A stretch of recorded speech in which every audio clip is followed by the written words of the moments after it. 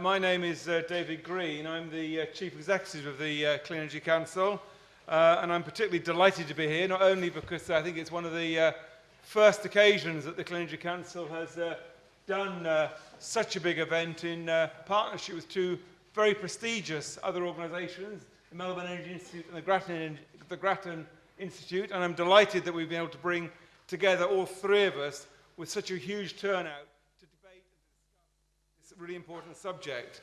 I've only recently joined the Clean Energy Council as its Chief Executive after a career of some 30 years, both inside and outside of government in the UK, developing clean energy policy on the UK, as we'd say, sustainable energy policy.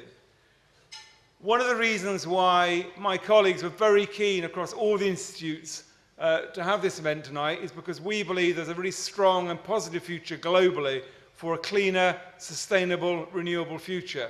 For us, a sustainable future is about the use of renewables, but it's also about energy efficiency. Many of us attended a fascinating talk about 3 weeks ago that the Grattan Institute organised here in Melbourne about the demand side of that equation. Tonight we're looking at the supply side, the green supply side of that equation. It's really also going to be an opportunity to hear from a very wide range of discussants after Christine has spoken about how an international renewables policy pans out, how it will apply here in Australia. There are a wide range of people interested in this subject, not only here in Melbourne, not only here tonight, but also through the internet. People are listening and taking part in the streaming of this event live to those who are watching. So can I take this opportunity to thank all those people who are sitting by their computer screens to listen to this talk tonight. We're delighted to have such a wide audience, and there will be opportunities for follow-up after this event. I'm sure many of you here don't need to be told that renewable energy is very centre stage at the moment to a very live debate about the future of the renewable energy target here in Australia. It's the central tenet of the Clean Energy Council that it's vital that we sustain support for clean energy in Australia, vital that we sustain support for the renewable energy target, vital that we don't have change to it so we get the investment flowing, we get the market stability, we get the delivery out there for consumers. Many consumers across the world, in the UK, other parts of the world, here in Australia, are feeling the pinch when it comes to energy bills at the moment. The ability to generate and use your own green power in a well-insulated property, in a well-controlled property, is vital to enabling people to get off the dependency of volatile fossil fuel prices globally. So this debate is absolutely central, not only to the vision of the Clean Energy Council, but to the policy community globally. I'm therefore particularly delighted that we've been able to bring to Australia Christine Linds. Christine, who I'll introduce in just a moment, has an unrivaled experience in this field, not only internationally, but also in her home country. All of us from the Grattan Institute, the Melbourne Energy Institute, and indeed, as I say, the Clean Energy Council, were particularly pleased that Christine was able to come here. Christine, for those of you who haven't yet met her, haven't yet had the opportunity to meet her in the many briefings she's been doing in Australia in the past few days, Christine is the Executive Secretary of REN21, which is the Renewable Energy Policy Network of the 21st century. REN is a global public-private network that's focused directly on renewables. It's based at UNEP, the United Nations Environment Programme in Paris, has a long and established track record in bringing together industry associations, science and academia, global NGOs working in the field of renewable energy. The annual publication, which Christine will be talking about, the Global Status Report, is one of the most frequently referenced reports on renewable energy business and policy globally. You will often see it quoted in many UN speeches, many policymaker speeches across the last few years. During the last 10 years, Christine has also served as the Secretary General of the European Renewable Energy Council, based in Brussels, and the fact we've got such strong targets in Europe, I think, are a testament to the work that many in the NGO community have done, and particularly the work that Christine has done as Secretary General of a key renewable association based in Brussels, and now continuing that work in her new role at REN21. She worked at a regional energy agency in Austria before she joined Brussels, and I know from having looked at that work that agency in Austria over the years, they've always had a very strong emphasis not only on renewables, but also on renewable heat, renewable electricity, and also the demand side as well. And I'm sure that will all be reflected in what Christine talks about. Christine does, of course, hold a master's degree in international economics and applied languages, and that gives a very thorough academic background to the talk that she'll be giving tonight. She came over to Australia on Monday, and I think it's fair to say that apart from the occasional snatches of sleep, we've actually worked Christine pretty hard. I first met her yesterday in Canberra, where she'd already done a series of meetings, and she spent both yesterday and today, not only in meetings in Canberra, but also in discussions over dinner with both senior people from the opposition and senior people from government as well. I'm sure that we will have a very interesting discussion. I'm sure that we will be able to build on this discussion in all of our work, both in the academic world and the business world, into the future. We've also got an extremely good panel of discussants to follow, which my good friend and colleague Tristan Edis will be introducing to you after Christine's talk. But without any further ado, can I ask you in the normal way to make Christine extremely welcome for her talk now?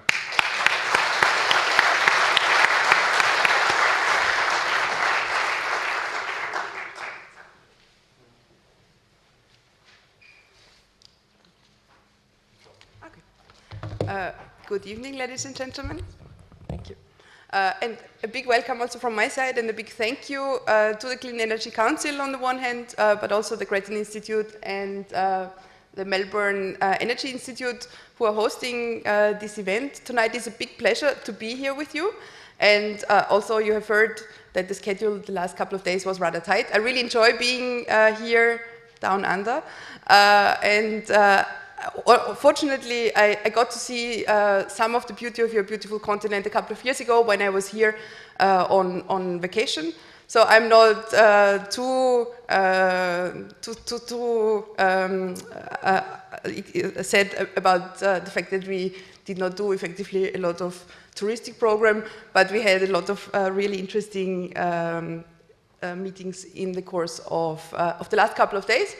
That on the one hand provided me with a quite interesting insight into the state of play as far as energy policy is concerned here in Australia, and that maybe also contributed a bit to conveying a message about how renewables are doing globally. And this is also something that I'm happy to share with you in the next couple of minutes to give you an overview on global renewables development.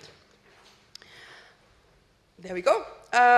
David already introduced. REN21 is a multi-stakeholder network. We are really a coalition of the willing of all those in the public and the private sector that want to work towards a transition to renewable energy sources.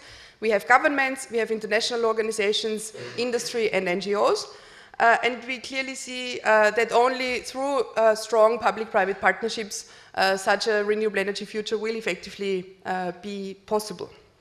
We are issuing a publication, the Global Status Report, that is available free of charge. A couple of copies are here, both the key findings and the main reports that is available also free of charge from our website.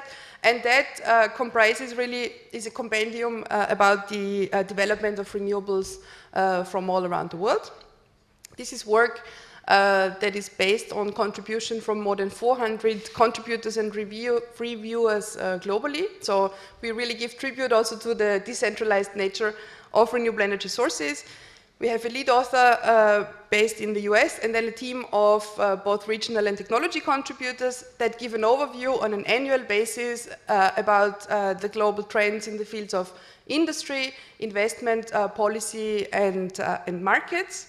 We look into all renewable energy technologies and also all sectors, from electricity, that is often referred to, but not to forget also we look into heating and cooling and into the transport sector. And for 2012, we have introduced a couple of new elements in this publication. Namely, we did a closer look on rural renewable energy, so basically the situation as far as renewables is concerned in the developing countries, in Africa, Southeast Asia, and Latin America. And we have, for the first time, introduced a focus on portraying the complementarity of energy efficiency and renewable energy policies, because we clearly see, as David has mentioned before, that both demand and supply side absolutely have to work together. So I'm going to take you in a nutshell through the findings of the report.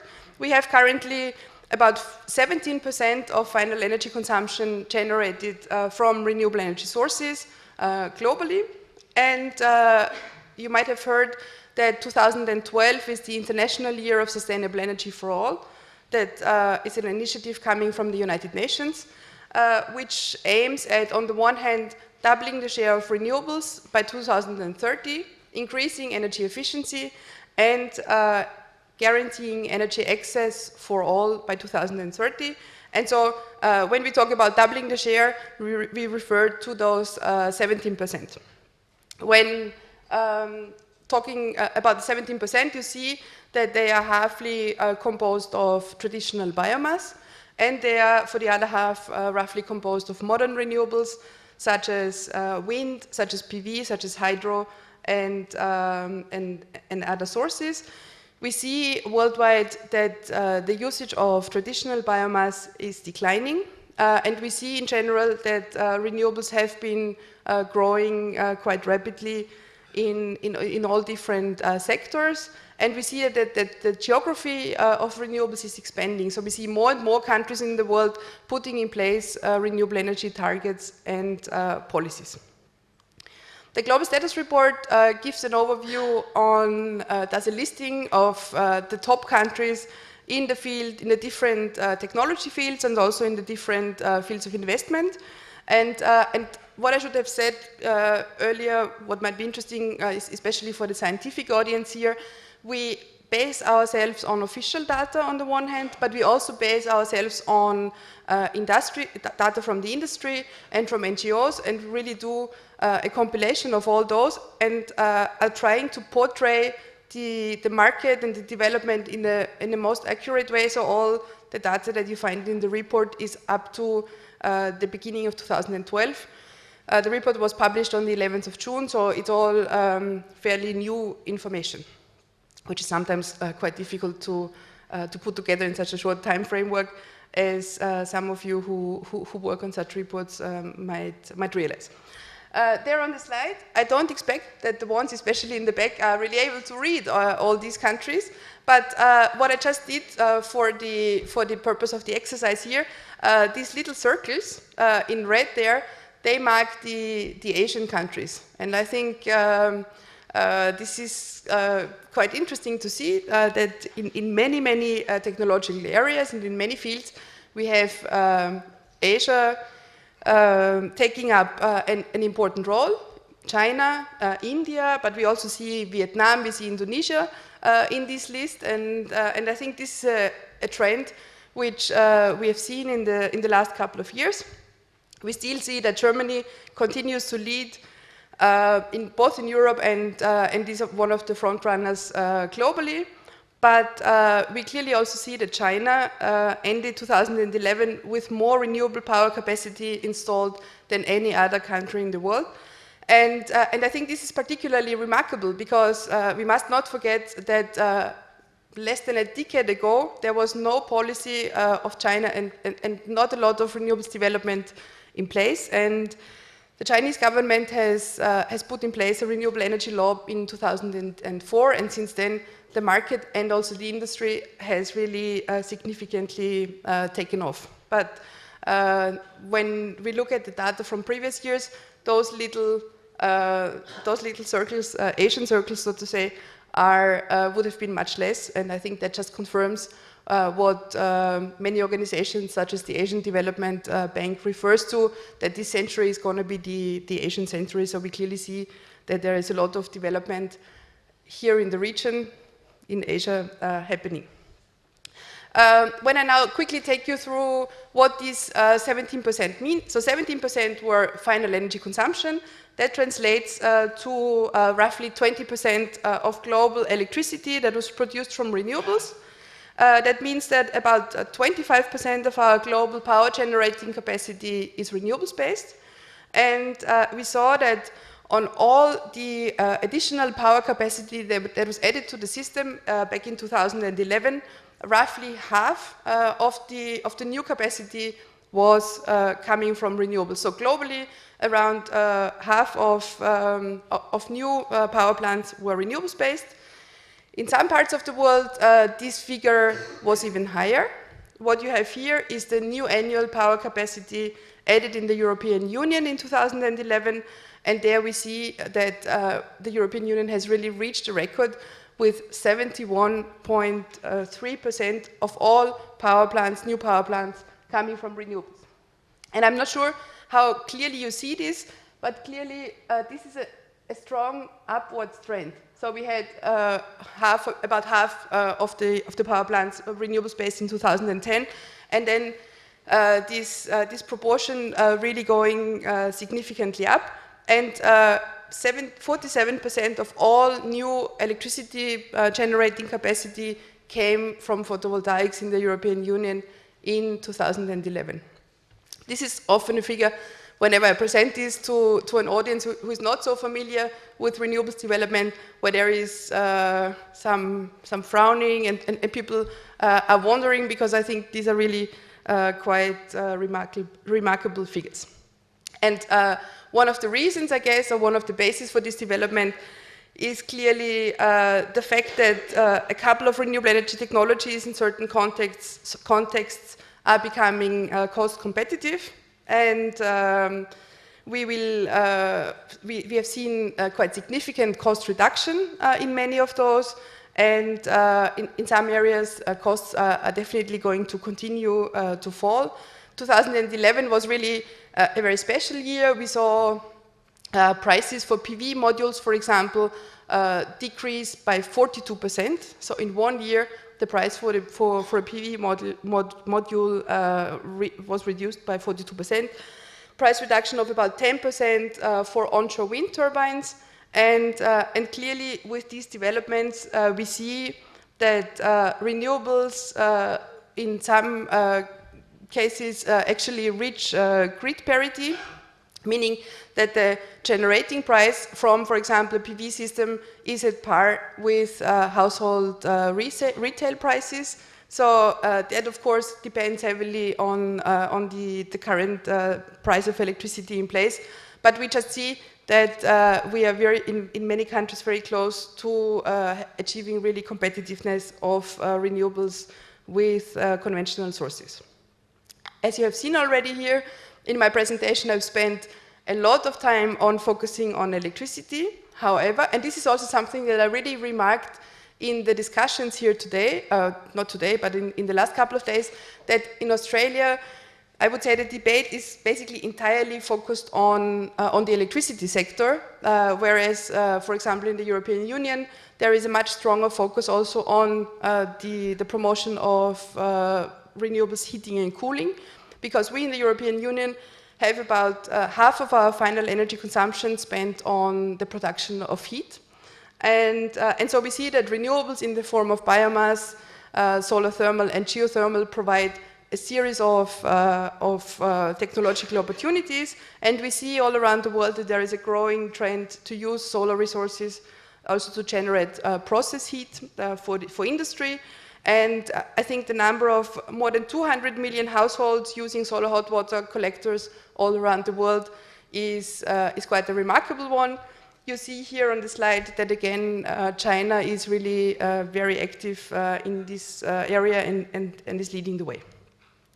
When it comes to transport, renewable energy sources are used in the form of electricity, hydrogen, for the production of hydrogen, biogas, liquid biofuels. Liquid biofuel production grew of about 17% for ethanol and about 27% for biodiesel. And we see that countries start to put in place promotion measures for electric mobility, and very often these programs are coupled with policies to promote electricity from renewable energy sources. The Global Status Report then gives a whole overview on the market development and the trends in the different technology sectors. I'm not going to go into these, otherwise we're going to spend the whole evening on this. I'm just going to pick out one, which is solar PV, because If we would have to characterize 2011, it would clearly be the solar year. We have seen worldwide an increase of installed capacity from 40 gigawatts up to an increase from 40 to 70 gigawatts. So there were 30 gigawatts of new solar power PV capacity installed in 2011. And when you look at the graph, you clearly see how long it took us to get to the 40 and how quickly we effectively went up to the 70 there. That brought the PV industry in the range of a $100 billion industry. And we see that also Australia plays in the top range there with about 800 megawatts of PV installed in the course of last year. However, when you compare this to a country like Germany, which installed 7,500 megawatts last year, 7.5 gigawatts in 1 year, then, and when you know that you get much more sunshine here than we do up there, then I think that puts some things into perspective and then probably also shows still some potential that you might have. Wind continued to be a very steady increase, another 40 gigawatts added. Very steady success story, so to say, and there also South Australia generating about 20% of its electricity demand in 2011 from wind is, I think, quite significant. Biomass, of course, a big and important part of renewables. The present global demand for biomass is in the order of 53 exajoule that are mainly used for heating, cooking and industrial applications. And we have also tried in the Global Status Report for the first time to portray the trade flows of biomass, of both pellets and also other commodities, to show on how basically these commodities are traded. When it comes to industry trends, we see growth in the industry, as I've mentioned. We saw these cost reductions, I already referred to them, and we see that worldwide there are about 5 million people nowadays employed in the renewables industry, which are clustered primarily in the sectors of solar and of bioenergy. And we see, or we estimate that this trend of jobs created in that sector is going to continue. So there are going to be more jobs this year, despite some policy uncertainties and some challenging times for some industries, and despite some industrial consolidation. The report provides a very detailed overview on how many jobs in which country, in which sector, and is based on a study that was done by the International Renewable Energy Agency and the ILO, the International Labour Organization. When it comes to investment, and I think that's another figure where often people wake up, I hope you're not asleep yet, then we see that the total global investment in renewable energy jumped in 2011 to a record of $257 billion US. That is an increase of 17% compared to the previous year. We do see that the increase was a bit slower than in previous years. We had an increase of 37% from 2009 to 2010, but nevertheless, when we look at these figures, we see that this amount is 94% more than the total investment in renewable energy in 2007, the start of the financial crisis. So we see that clearly there is a strong upward trend. This investment is not evenly spread all around the world. The top 5 countries for renewables investment in 2011 were China, India, China, the US, Germany, Italy, and India. The US is here in this position because there were a lot of recovery funds that had to be spent until the end of 2011, and we are not sure on whether in the US that the development will actually continue that way. And I think the big question mark, of course, is also what the outcome of November 6 is going to be, because you see that renewable support in the US is very strongly politicized.